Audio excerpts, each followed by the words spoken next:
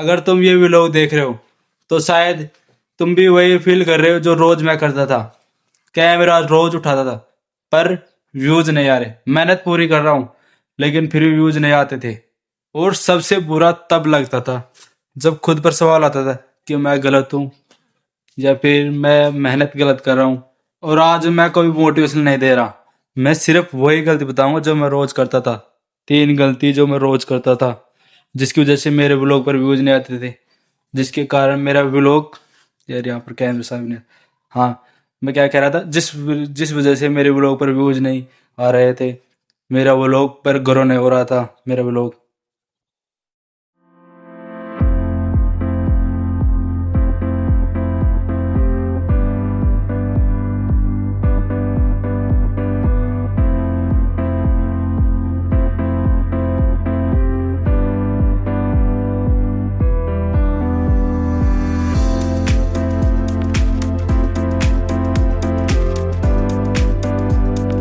मैं कोई बड़ा यूट्यूबर नहीं हूँ, ना ही कोई मेरे लाख व्यूज हैं, ना मेरा यूट्यूब चैनल वेरिफिकेशन है।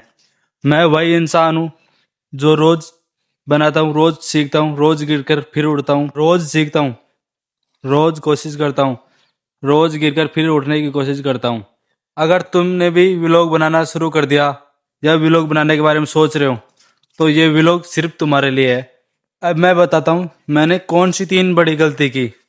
चलो, मेरी सबसे बड़ी गलती थी कि मैंने बिना लिखे, यानी कि बिना कहानी लिखे व्लॉग बनाता था। कैमरा उठाया, ऑन किया और जो मन में आया वो रिकॉर्ड कर लिया। मुझे लगता था कि बस डेली लाइफ दिखा दूं तो व्लॉग बन गया, पर ऐसा नहीं। लेकिन सच ये है कि व्यूजर कंफ्यूज हो जाता है कि ये व्लॉग किस लिए है, किस टॉपिक पर है। इसलिए कहानी बिना लिखे, यानी कि जो हम पहले ही स्क्रिप्ट लिखे कि हाँ आज हम किस टॉपिक पर ब्लॉग बनाए, वो बिना लिखे हम अगर हम ब्लॉग बनाते हैं तो देखने वाला कंफ्यूज होता है कि ये टॉपिक, ये ब्लॉग किस पर है। अब मैं एक छोटा सा काम करता हूँ, रुको, ये देखो, मैं व्यूज देखने के लिए नहीं, खुद को समझने के लिए देखता हूँ कि गलती कहाँ हो रही है मेरे से। मुझे लगता था कि जो होगा वो देखा जाएगा, लेकिन वो लोग ऐसे नहीं चलते। जब यूजर वीडियो खोलता है तो उसके दिमाग में एक थॉट चलता है कि मैं इसे क्यों देखूं। और मैं उस सवाल का जवाब 30 सेकंड में दे नहीं पाता था। मैं सुबह खेत गया, खेत से घर आया, फिर बाजार चला गया, लेकिन इसमें कोई कहानी नहीं थी। लेकिन सच यह है कि व्लॉग भी एक कहानी होता है, शुरुआत, बीच और अंत। जब डायरेक्शन नहीं होती तो यूजर भटक जाता है, और भटका हुआ यूजर यानी कि जो देखने वाला होता है वो वीडियो छोड़ देता है। और वो इसलिए छोड़ता है कि उसके मन में आता है कि इसमें क्यों देखूं, उसके मन में थॉट चलता है, फिर वो स्किप कर देता है और जल्दी इस वीडियो को खत्म कर देता है। मुझे ये समझने में बहुत समय लगा कि वीडियो बनाने से ज्यादा उसकी प्लानिंग होती है।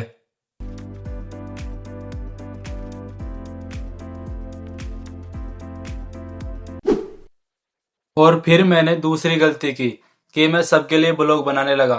कोई बोले कॉमेडी डाल इसमें, कोई बोले म्यूजिक डाल, कोई इमोशनल के लिए बोले। इसलिए मैंने सबके लिए ब्लॉग बनाने लगा। सबकी सुनता गया तो नतीजा हुआ कि वो ब्लॉग मेरा रहे नहीं। मैं सोचता था सबको खुश रखूंगा तो व्यूज आएंगे, मेरे ब्लॉग पर व्यूज आएंगे ऐसे। अगर सबको मैं सबकी तरह, यानी कि सब मुझे बोले कि ये डाल, वो डाल, कॉमेडी डाल, इमोशन डाल, तो मेरे ब्लॉग पर व्यूज आएंगे, मैं ऐसा सोचता था। लेकिन सच ये है कि अगर तुम सबको खुश रखने लगे तो तुम्हारे ब्लॉग पर व्यूज नहीं आएंगे, तुमसे कोई कनेक्ट नहीं हो पाएगा। व्यूजर को परफेक्ट नहीं, रियल इंसान चाहिए। जब मैंने दूसरों की कॉपी करना छोड़ा, यानी कि मैं जैसा हूँ वैसा बोलना शुरू किया, तब समझ में आया कि ओरिजिनल होना भी एक बड़ी ताकत होता है। इससे होगा क्या, जो यूजर आएगा, इनकी चाहे देर से आए लेकिन आएंगे, वो सिर्फ तुम्हारे होंगे। अब तीसरी गलती जो मैंने की, सबसे बड़ी, यानी कि सबसे दर्द देती है, जो मैं हर ब्लॉग को अपलोड करने के बाद उसके व्यूज देखता, हर 5 मिनट व्यूज चेक करता था कितने व्यूज आए। और अगर उस पर व्यूज कम आए तो शायद मुझे लगता था कि मैं ही गलत हूँ, मैं खुद को गलत ठहराता था कि मैं गलत हूँ, मैं गलत बना रहा हूँ। एक नंबर मेरी पूरी मेहनत तय कर देता था। धीरे धीरे मेरे कॉन्फिडेंस टूटने लगा, यानी कि धीरे धीरे से मेरा कॉन्फिडेंस गिरने लगा। कैमरा उठाने का मन ही नहीं करता था कि अब रहने दो, बस अब वीडियो नहीं बनाऊंगा। लेकिन एक दिन मैंने खुद से पूछा कि वाकई में क्या ये व्यूज मेरी काबिलियत तय करते हैं। सच ये है कि एल्गोरिथम इंसान नहीं, समय लगता है उन्हें, तुम्हें समझने के लिए समय लगता है। लेकिन हम खुद को एक ही वीडियो में जज करने लगते हैं। एक वीडियो बना दिया फिर अपने आप को जज करने लगते हैं। जब मैंने व्यूज देखना कम किया और अपनी प्रोग्रेस पर ध्यान देना जरूर समझा, यानी कि वीडियो बना के उसको अपलोड कर देता, लेकिन वीडियो बनाने से ज़्यादा मैंने ध्यान दिया अपनी प्रोग्रेस यानी कि उसकी कहानी लिखने में। पहले अपनी स्क्रिप्ट लिखो, यानी कि व्लॉग बनाने से पहले हमें एक स्क्रिप्ट लिखनी पड़ती है ताकि हमारा व्लॉग ठीक से बन सके। यानी कि हम यह नहीं तय करने पड़े कि कैमरा ऑन कर दिया, अब यार किसकी वीडियो बनाऊं, यानी कि किस किस के रिकॉर्ड करूं, किस चीज़ को रिकॉर्ड करूं, किस चीज़ को नहीं करूं।